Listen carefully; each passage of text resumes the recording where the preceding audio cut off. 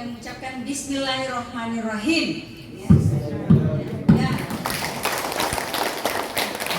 Selamat untuk semuanya. Saya mau kasih tahu ibu bapak sekalian bahwa Merdeka Belajar itu mendorong untuk anak-anak kita menjadi pembelajar yang tangguh. Dan untuk menciptakan pembelajar yang tangguh, berintegritas, tentu juga sangat bergantung pada gurunya. Ya, gurunya juga harus menjadi pembelajar, guru pembelajar. Ya, dan sebenarnya kalau kita lihat dalam sejarah pendidikan, dunia pendidikan di beberapa negara maju ini sudah 25 tahun yang lalu diterapkan. Saya kebetulan kemarin itu baru mengikuti kegiatan prestisinya putri-putri saya, dan di salah satu yang di high school itu mereka menerapkan sistem IBDP itu sama persis dengan program Merdeka Belajar, tapi sudah 25 tahun mereka terapkan, dan saya kira tidak ada kata terlambat walaupun nanti baru akan diimplementasikan full pada tahun 2024, tapi persiapannya harus kita lakukan jauh-jauh hari. Dan ini menuntut fokus ya, kecepatan beradaptasi tentu saja dari para pengajar, para guru, mengingat ya perubahan di luar itu cepat sekali, termasuk di sektor pendidikan, terutama dengan adanya revolusi telekomunikasi dan informasi yang berdampak pada layanan pendidikan, layanan digitalisasi pendidikan. Ini memang membutuhkan effort yang lebih besar, gitu ya. Menjadi tantangan bagi kita semua, saya kira. Tapi saya yakin karena kita adalah pembelajar yang tangguh, maka kita semua akan menjadi guru pembelajar, ya, guru penggerak, gitu ya, yang bisa membawa suksesnya program kurikulum Merdeka Belajar.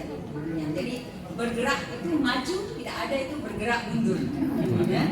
Jadi sekali lagi selamat untuk semua teman-teman, dan saya juga ucapkan selamat untuk kegiatan panen hasil belajar. Jadi panen itu maknanya sudah luas. Ya. Ya. Jadi panen itu, kalau dulu panen itu identik dengan pertanian, gitu ya, kita panen. Tapi maknanya sama, gitu, bahwa kita hanya akan memanen apa yang telah kita tanam. Ya. Bapak Ibu tanam pohon durian, jangan bermimpi untuk memanen selain pohon durian. Sudah rumusnya begitu. Jadi apa yang kita panen hari ini, panen hasil belajar guru penggerak angkatan 5 khususnya, yang kita lakukan pada hari ini adalah hasil aksi nyata para guru, para CGP, bahasa istilahnya, para calon guru penggerak ini, yang sebentar lagi angka C-nya kita akan dapat, ya, dan tinggal GP-nya. Saya kira itu. Terima kasih. Ya, ini partner saya senior sih sebenarnya, tapi beti-beti dengan saya, beda tipis maksudnya. Yang mewakili kepala balai besar guru penggerak, bayangkan saking pentingnya bikin balai besar. Ya, jadi ini memang penting. Saya cuma mau kasih tahu terakhir dulu karena itu saya mau kasih tahu bahwa suatu daerah sebesar apapun sumber daya manusianya, sumber daya alamnya, Bapak Ibu sekalian, kalau nggak siap sumber daya manusianya, itu jadi penonton. Dan jangan salahkan siapa-siapa. Ibarat kita ini ikut ujian, nggak lulus, orang lain jadi kambing hitamnya. Banyak di antara kita begitu, nggak tidak berbesar hati, tidak mau melakukan introspeksi, pintar banget kritik tapi nggak tahu berauto-kritik. Ya. Jadi banyak kita berharap, tadi di acara saya bilang, kalau kita mengharapkan apresiasi, ya bekerja dong untuk mendapatkan apresiasi. Ada pernah buku saya baca, saya ulang buku ini dan saya ulang pernyataan ini. Ini buku yang ditulis oleh salah satu penulis terkenal Cina Tiongkok. Ya. Jadi ini fiksi, tapi bukan persoalan fiksi atau non fiksinya, ya. Tapi substansinya itu ada dialog antara pengembara itu sendiri dengan perapian. Jadi dia mengembara kedinginan dia, winter kan, kedinginan dia. Dia lihat ada rumah, dia singgah, ada perapian. Dia ngomong begini, saya kedinginan, kodong ini kira-kira begitu. Yang kasih hangat kan?